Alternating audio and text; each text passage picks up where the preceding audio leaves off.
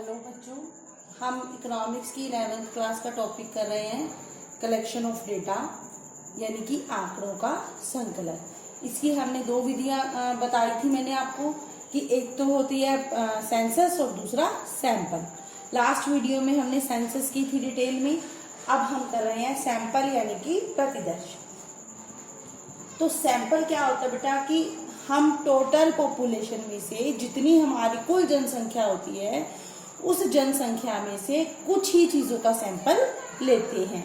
जैसे कि अगर आपने खाना पका हुआ देखना है कि खाना पूरा पका या नहीं, आप थोड़ा सा एक चम्मच में खाना लेके टेस्ट करते हैं कि नमक कैसा है या खाना पूरा पका है या नहीं। उसी के आधार पर हम निष्कर्ष निकालते हैं कि बाकी का खाना भी कच्चा है या पूरी तरह पक गया है। या डॉक्टर हैं, आपकी बॉडी से ब्लड का सैंपल लेते हैं, उसी के आधार पर वो निष्कर्ष निकालते हैं। ऐसा नहीं कि वो आपकी बॉडी में से सारा का सारा ही ब्लड निकाल लेंगे। तो सैंपल के भी कुछ मेरिट्स और डीमेरिट्स हैं, यानी कि कुछ गुण हैं और इसमें कुछ अवगुण हैं। गुण क्या है? इकोनॉमिकल यानी कि कम खर्चीली। जो सैंपल है ये कम खर्चीला है। क्यों? क्योंकि इसमें हमें कुछ ही इकाइयों की गणना करनी होती है, पूरी पॉपुलेशन पूरी जनसंख्या की गणना नहीं करनी होती। सेविंग ऑफ टाइम, जब हमें कम इकाइयों की गणना करनी होगी, कम आंकड़े इकट्ठे करने होंगे, तो क्या होगा? समय की भी बचत होती है। नेक्स्ट है गलती की पहचान यानी कि आइडेंटिफिकेशन ऑफ एरर। अगर कहीं पे कोई एरर है, कोई गलती है, तो ये आंकड़े कम होते हैं, हम आसानी से उसमें गलती ढूंढ सकते हैं।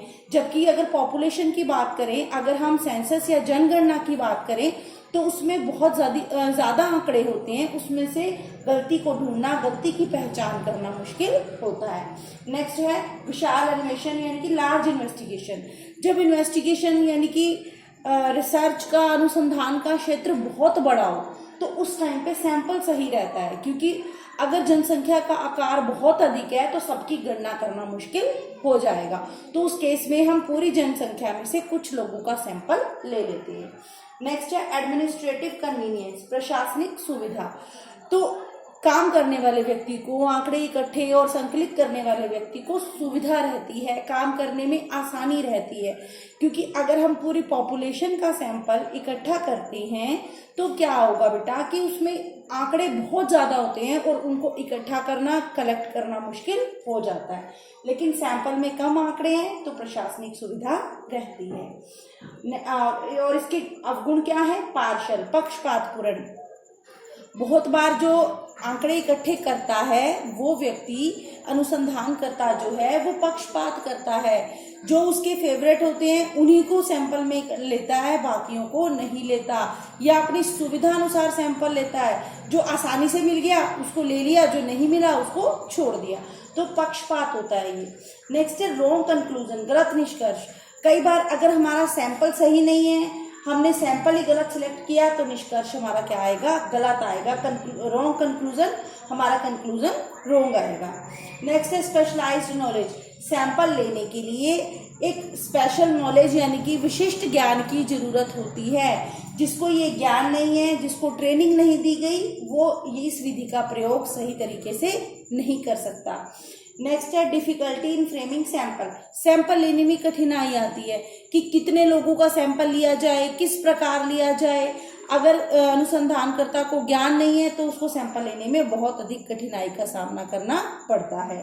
नेक्स्ट है रिप्रेजेंटेटिव सैंपल, मतलब प्रतिनिधित्व करने वाला सैंपल।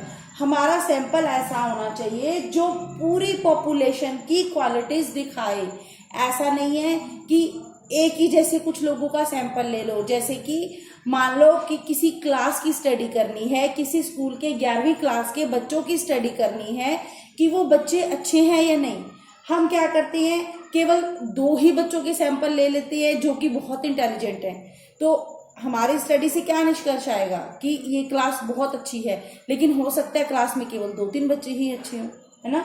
तो हमारा सैंपल इस प्रकार होना चाहिए जो पूरी पॉपुलेशन की कैरेक्टरिस्टिक्स, पूरी पॉपुलेशन की विशेषताएं दिखाए, पूरी जनसंख्या की विशेषताएं दिखाए। तो उम्मीद है आपको ये सैंपल समझ में आया होगा, उसके गुण और अवगुण। Thank you.